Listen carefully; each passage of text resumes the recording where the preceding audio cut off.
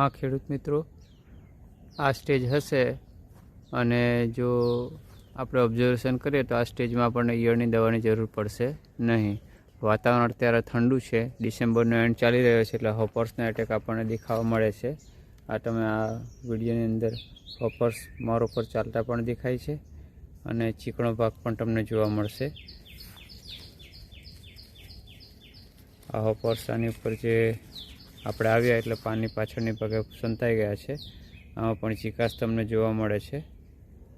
ચીકાશ પાંદડા પર દેખાઈ રહી છે આપણને. એટલે હોપર્સના એટેક ટૂંકમાં આપણને જોવા મળે છે.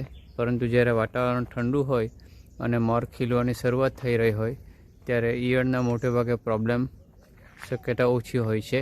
એટલે ખોટી ઈયળની દવાનો ઉપયોગ કરીને ખર્ચો વધારવાની જરૂર નથી. એટલે આ પ્રમાણે વાડીમાં ઓબ્ઝર્વેશન કરી લેજો અને જ્યાં સુધી ગરમી નહીં ચાલુ થાય ત્યાં સુધી ઈયળના પ્રોબ્લેમ આવવાની શક્યતા પણ નથી. આ ટાઈમે આપણે ખાલી હોપર્સને સાચવવા જોઈએ, સાચવવાનું ધ્યાન રાખવું જોઈએ, જેથી કરીને આપણે આપણા પાકને બચાવી શકીએ. તો આ વિડીયોમાં તમને આપણે માહિતી આપી હોપર્સથી ધ્યાન રાખવું.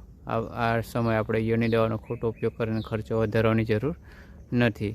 તો આવી જ વિશેષ માહિતી માટે આવા અમારી ચેનલને લાઇક અને સબસ્ક્રાઈબ કરો અને આ સિઝનના નવા અપડેટ મેળવવા માટે તમે આ ચેનલ સાથે જોડાયેલા રહો.